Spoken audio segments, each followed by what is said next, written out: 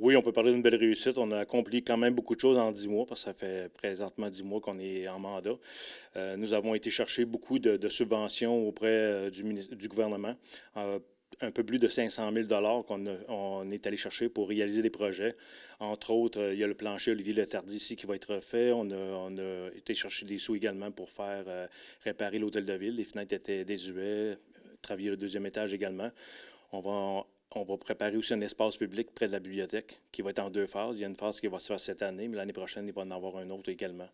Donc, on est allé chercher quand même beaucoup de sous pour la rue Laplante et pour la rue Huot également pour faire réparer les infrastructures. Dans vos promesses, vous parliez de plus de transparence. Est-ce qu'actuellement, vous sentez que les gens ont plus d'informations venant de l'Hôtel de Ville?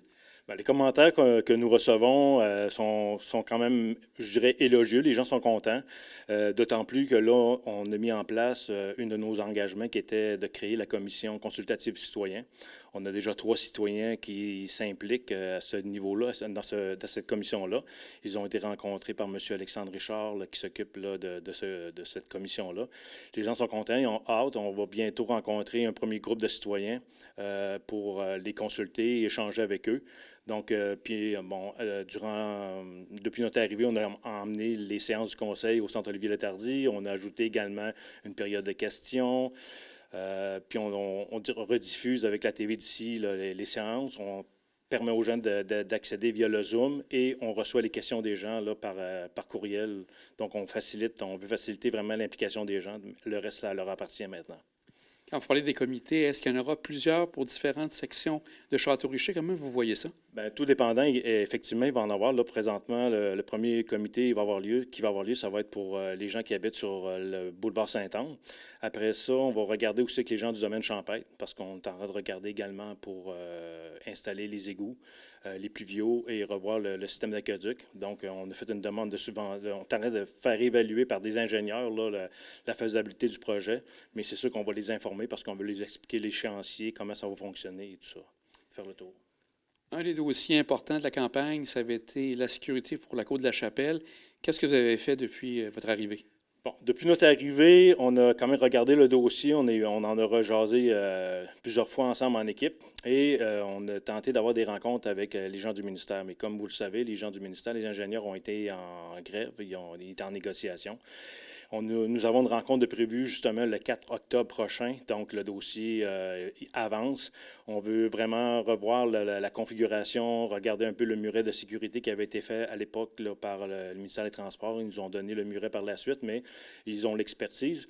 Et on veut voir aussi la falaise qui longe la côte. C'est important aussi de la solidifier. Je commence à en parler avec quelques citoyens qui habitent sur le long de la falaise pour voir avec eux l'importance d'agir là-dessus. Fait qu'on va regarder ça également avec le ministère des Transports. On regarde, il y a eu un élément aussi qui a été parlé, qui a fait parler beaucoup aussi, le fameux parc à chiens. Est-ce que là, on peut dire que c'est quelque chose de réglé ou il y a encore des développements de ce côté-là? Non, il n'y a pas de développement de ce côté-là, ne serait-ce que c'est sûr qu'on a dit aux gens, dès qu'on allait pouvoir, qu'on allait le déplacer, si on maintient toujours notre position. Il y a eu des réactions au début. On a rencontré les citoyens qui étaient pour et contre le parc canin à 2 reprises. On a tenu compte de leurs demandes, de leur appréhension, de leur inquiétude. On a agi, on a intervenu, on a installé des pancartes, on a changé la porte du parc canin, on a mis une barrière pour empêcher les gens de passer. Donc, on a mis en place toutes les mesures que les gens nous avaient demandées pour qu'ils se sentent en sécurité. Et pour l'instant, ça va bien. On n'a pas eu d'autres commentaires.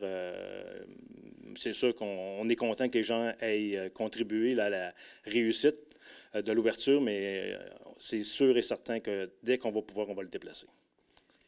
Une des routes qui a fait parler, entre autres, avec le CAA pour la sécurité, l'aspect aussi qui était un peu moins en bon état, c'est la route Durand-Saint-Achille.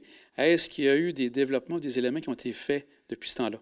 Je ne sais pas quand le CAA en a parlé, mais nous, on a donné le mandat pour tout examiner le système routier de Château-Richer au complet. Il n'avait pas été refait depuis 2016 et on a demandé de revoir le système au complet pour voir où sont les infrastructures ou les portions qui sont à refaire rapidement. Donc, on veut intervenir à ce niveau-là. On attend le rapport. On devrait l'avoir cet automne. L'entreprise d'ingénieurs qui vont nous faire le rapport ont demandé qu'on embauche une autre équipe pour vraiment y aller avec des sondes pour vraiment évaluer là, les terrains, comment ils sont, là, et comment ils ont été faits, tout ça, puis la solidité des terrains pour pouvoir agir correctement, rapidement. On a un plan qu'on veut mettre en place avec un échéancier, puis on va en faire part aux citoyens là, dès qu'on va pouvoir le faire. C'est une préoccupation pour nous.